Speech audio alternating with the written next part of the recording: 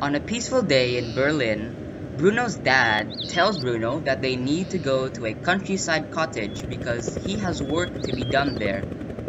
So they pack their things and leave for the countryside.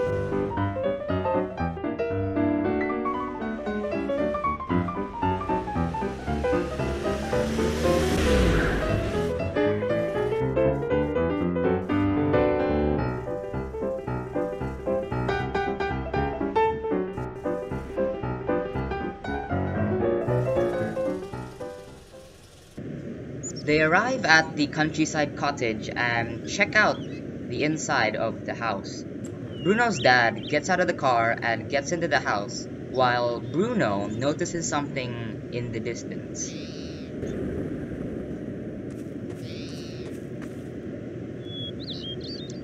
Far in the distance, he spots a large building looming over the horizon. It's bigger than anything he's ever seen. So as any curious kid would do, he goes and checks it out.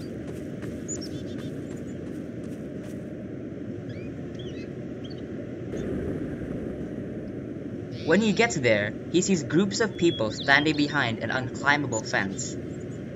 He also spots a little boy who's sitting right at the fence, peering at the outside. He greets the boy and asks what his name is. He also asks what is the place he's in. He says his name is Shmuel, and this is a camp where he, his family, and many other people live. So both Bruno and Shmuel have a discussion with each other. Up until Bruno needs to leave because it's getting late.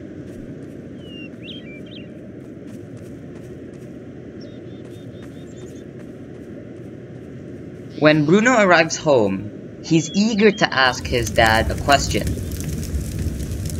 He asks his dad, why are there so many people in the camp nearby?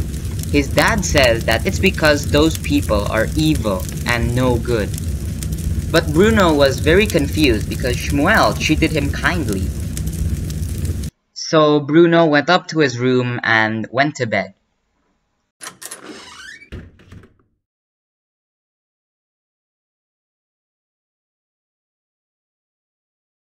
The next day, Bruno woke up from his bed and immediately headed downstairs to revisit Shmuel.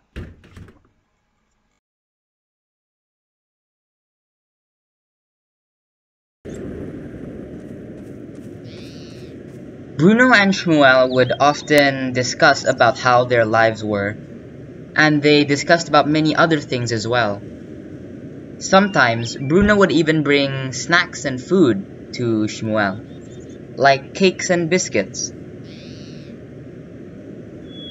One day, Bruno got hair lice, so he needed to shave his head.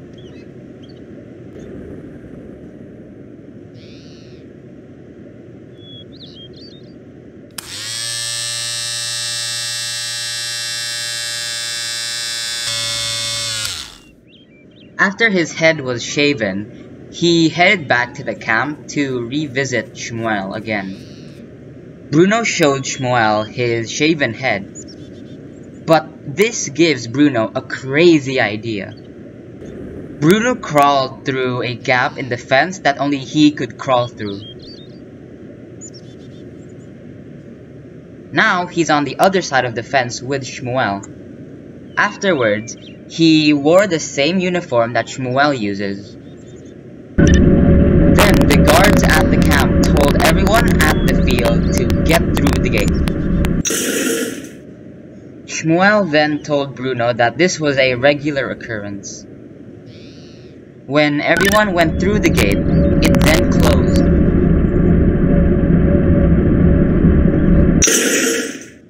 Both Bruno and Shmuel were wondering where the guards were taking them. They were led into a building, then numerous hallways.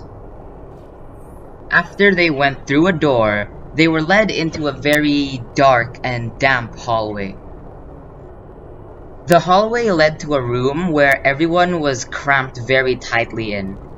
Everyone was confused why they were all shoved in this small room.